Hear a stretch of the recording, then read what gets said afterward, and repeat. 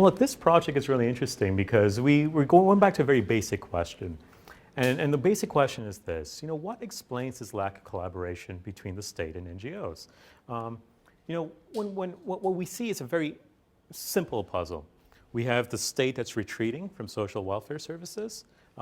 We see the NGOs having a greater capacity to be alternate social welfare providers. And so it kind of makes sense. I mean, if you look at these two sort of entities, it makes sense that they interact with each other. They both can actually, provide it can be advantageous if they actually interacted with each other. Now, what was really interesting in the literature is that there's two types of explanations. And the first one is something that perhaps people in this room already know, and the second one, maybe not as much. The first one is the domination of the state. It's the idea that the central state is effectively seeking to control the NGO sector, whether tacitly or overtly, through restrictive regulations rather than partner with it. So I think the majority of the literature, when you look in it's particularly Chinese literature that looks at this topic, are centered around this first explanation. And the second sort of explanation is using literature, maybe in organizational sociology, but particularly centered in management studies, and it looks a lot about organizational differences. So the entire idea is very interesting. It's the idea that if there's fundamental organizational difference in terms of culture, in terms of perhaps functions, in terms of structure, these two organization types are not going to be able to interact with each other. It's going to be very difficult. So perhaps the second line of explanation is attributed to these organizational differences. What we're going to suggest, or what we're going to attempt to test anyways through this case study looking at Beijing and Shanghai, is the idea whether or not there's a third sort of idea. And the third idea is looking at the knowledge. Whether or not the state and NGOs have meaningful knowledge of each other. And perhaps it's more towards the state side, whether or not the state actors, particularly at the local level, have meaningful knowledge of the NGO. Quick methodological sort of background. The study focuses on the Beijing and Shanghai cases, drawing on fieldwork conducted in 2011 and 2012. What we suggested is that one of the speculations we had is that in Beijing, as the capital, it may present unique challenges to local officials in their collaboration or lack thereof with NGOs. Whereas the municipal government of Shanghai, on the other hand, as we've sort of learned this morning, has cultivated networks with selected NGOs. In addition, Shanghai's municipal government has become a stronger voice in Shanghai's development policy in comparison to Beijing, where the top-down model of governance continues to prevail in the capital city, thereby leaving little room for local innovation or experimentation. So in our sample, we interviewed 28 NGOs, 15 in Beijing, 13 in Shanghai, representing a relatively good cross-section with respect to NGOs in those two respected cities.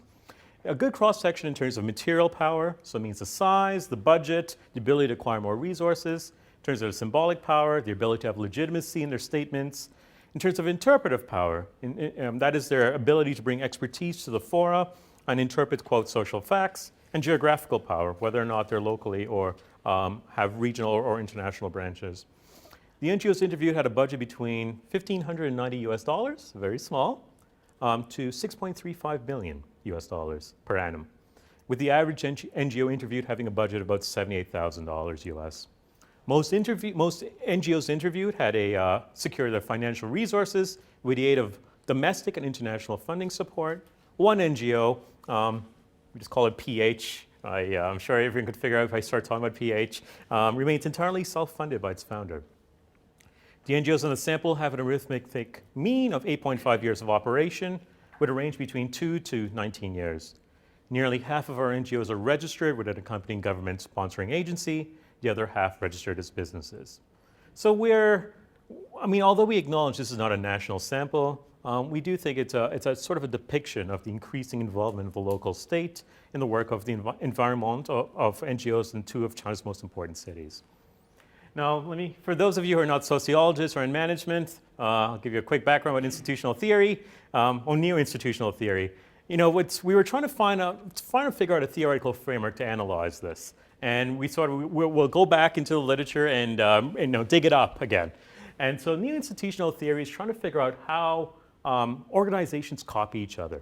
So there's coercive isomorphism. So if there is For instance, a regulation, you find that organizations are going to start copying each other because they need to comply with the regulation. So that's the sort of coercive isomorphic sort of pressures. There's mimemic pressures. In uncertain environments, you find organizations tend to copy each other again because it's the safest route to take. Organizations tend to be risk adverse. And so that's why we try to measure whether or not mimemic pressures existed in China among the NGOs we looked at. Then there's normative isomorphism, which is looking at professionalization. So as the NGOs mature perhaps, or as organizations mature, through professionalization become very predictable and they copy practices from one organization to another. So these are things we try to use. We try to use this sort of institutional theory to understand NGO behavior and to try. Can you tell us what isomorphism is? Isomorphism is copying. It's how people copy. And so it actually comes from mathematics, in fact. It's trying to figure out how do two entities copy each other effectively. It's same shape. Same shape, yes, same shape. Converges on the same form. So I'm glad the sociologists in the room helped me out there as well. And so the institutional environment in China is really interesting. As you can imagine, it's strong coercive pressures. So this might explain why a lot of NGOs are copying each other's behavior, i.e. they're not interacting with the state as much. Because of the regulatory environment that manages NGOs, it effectively means that the autonomy of the organization is eroded. And in the long run, we found that it would incentivize the NGO sector to forge practices in this homogeneous sort of fashion. And throughout the paper, we go through a lot of the NGOs to illustrate that. We go through a lot of the verbatim and the interview narratives to illustrate this. Well, I mean, what we saw is that NGOs avoided the NGO dual registration process by registering as for commercial or business entities. And so that's another way that illustrated that it's shaping their behavior, this sort of coercive sort of pressure. What was really interesting was, irrespective of whether or not they're a business or not, they presented themselves as though they were an NGO. And so what we saw there, that registration did not really make much of a difference in terms of their behavior. They acted as though they were an NGO. So that still shaped their sort of behavioral norms. Now I'm going to jump into the area which I think was really fascinating. What explains the lack what explains why NGOs and the local state actually collaborate or do not? What we saw is that among local government officials, they did not have meaningful knowledge of what an NGO does. They did not have meaningful knowledge of what an NGO can do for them. And so, when we talk about material power, symbolic power, interpretive power, geographical power, what we found is that once they were aware that NGOs have material power, they were like, oh, maybe we should start having a conversation with them, engage in conversation with them. In other words, once there was this, the language we use is epistemic awareness, and we use a lot of fancy terms, but the bottom line is this. Once there was knowledge of what the NGO has and what sort of capacity it can aspire to have, the local state was more interested in tapping into those material resources rather than their geographical, symbolic, or interpretive capital. Now, for a group here, we would not be surprised by that, but I thought that was kind of interesting because that might explain why there are barriers to collaboration. It's simply put, there was lack of epistemic knowledge. Now, what we found as well is that on the NGO side, they were very wary of engaging with the state. And they were wary for two reasons. One, they were worried about, due to the idea that they were fearful they're going to be absorbed by the state. So if they had greater contact with the state might know more about the NGO, they might copy their best practices, and so they might even be absorbed by them. Another threat was competition. The state might think, oh, this is really great what the NGO is doing. And as a consequence, what you found was a lot of NGOs were fearful that the local state knew about the NGO's operations, and they started creating a gongo in competition with them, in effect crowding them out. What this accomplishes effectively is that it might actually reduce the incentive to innovate. So that's a sort of consequence there. So those are some of the barriers we saw in terms of the collaborative efforts. What was further interesting in our study, and I'm just going to, because we don't have a short amount of time, I'll just cover this, is the idea that a lot of NGOs do not actually know what other NGOs were doing. And this is problematic If we go back to isomorphic theories again, and particularly looking at normative isomorphism, which is professionalization, one way you professionalize is if you have employee transfers.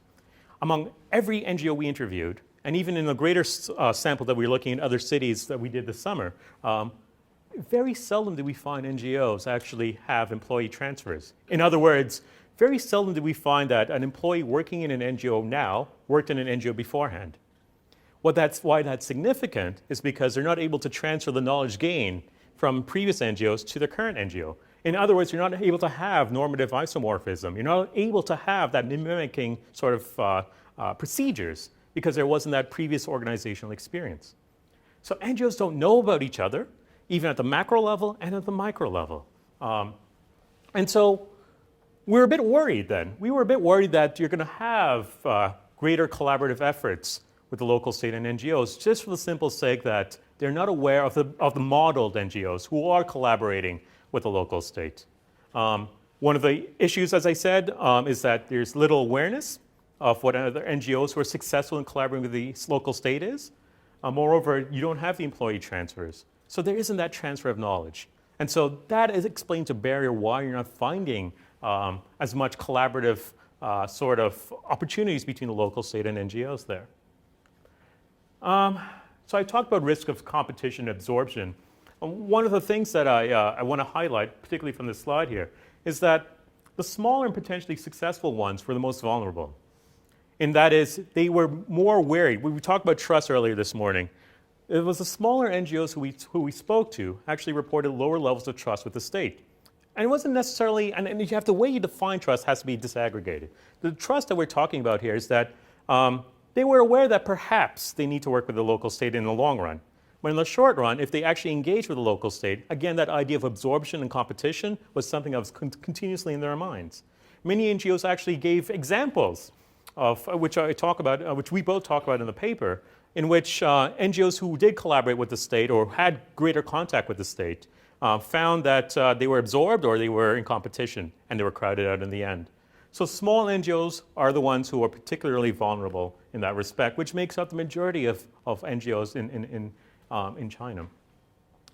So we've also talked about epistemic awareness. It is also difficult to create greater collaborative efforts between the local state and NGOs because you find that NGOs cannot form alliances. So even if they were aware, those rare NGOs who were aware of other NGOs, it was very difficult for them to institutionally come together to actually create an alliance, to actually scale up. So they weren't able to transfer that knowledge in a meaningful way. And I need to stress the meaningful aspect. So in the end, what we found in these two cities, and something we're also finding in other jurisdictions in China, is that the well-established NGOs with relatively longer organizational histories had a near monopoly on potential collaborative partnerships with the local state. But the caveat is this. Even the long, well-established NGOs who had a collaborative relationship with the local state, these were ad hoc projects. There was not much longevity in the sort of relationships they had, at least in a formal sense, with the local state. I guess we can talk a bit more about the professionalization of NGOs. And again, this goes back to this idea of normative isomorphism. What the narrative suggested is that greater collaboration epistemic of NGOs by the local state will be achieved through the professionalization of NGOs. So as the sector becomes much more mature, we assume, at least theoretically, and we need to test this, that through professionalization, the NGO's practices become more predictable.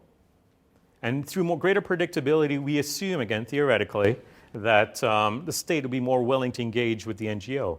Because another sort of complexity we've tried to entertain in the paper is to articulate whether or not the NGO sector has matured in a way in which a local state can say, yes, we can predict the way they're going to behave, hence we can collaborate with the NGO. And we've purported that perhaps they have not matured to that extent. And I guess a lot of NGOs are attempting to clarify the meaning of professional capacity as the capacity to provide services. Well, that's only one form of professional capacity. There's other forms of professional capacity in terms of having a board of directors, in terms of having good stakeholder relationships, and the like, and the like. This is part and parcel of the professionalization process, which makes NGOs more predictable. So in the future, we hope that we're going to see greater collaboration between the local, state, and NGOs as the sector professionalizes further. We're a bit skeptical in some extent, and that is nearly half of the NGO sample lack geographical power and financial resources, which suggests that they may not have momentum to sustain projects in the long run, which basically means they may not have the time required to actually develop the professional capacity in order to actually engage with the local state. So these are some of the issues we've talked about in the paper. I'm running out of time, so I'll talk to you a bit about the broader implications. And again, in effect, what we're suggesting is, once I think it's problematic that the local state only wants to tap into the material resources. If we talk about the independent civil society sector and the like, we need to realize that NGOs have symbolic capital, interpretive power, and as well as geographical power. And if the local state is only attempting to tap into their material power, it's missing out on a potentially wonderful resource the attendant fear is that if they tap into their symbolic or interpretive capital, it's going to challenge the legitimacy of the state. I don't think that's a fear that the state needs to worry too much about. And so I'm hopeful, irrespective of the fact that the strength of the Chinese state is so large, and that there's strong coercive isomorphic pressures, and that any production of knowledge outside the state arena may potentially challenge the legitimacy of the state. I would suggest that the state should not worry too much about the symbolic and interpretive capital. Why?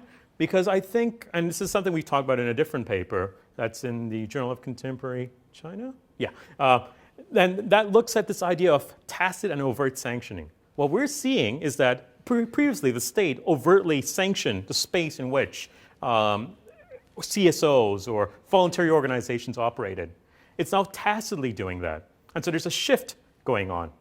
And as a consequence, even if the state tacitly provides the space in order for NGOs to have symbolic and interpretive capitals, in the long run, the point of fact still remains is that the state is controlling the sort of arena, and the meta arena in which NGOs are operating. So they don't need to worry too much about it. Anyways, I hope you have a chance to read the paper, and I'll welcome any comments, or Jennifer and I will welcome any comments thereafter. So thank you.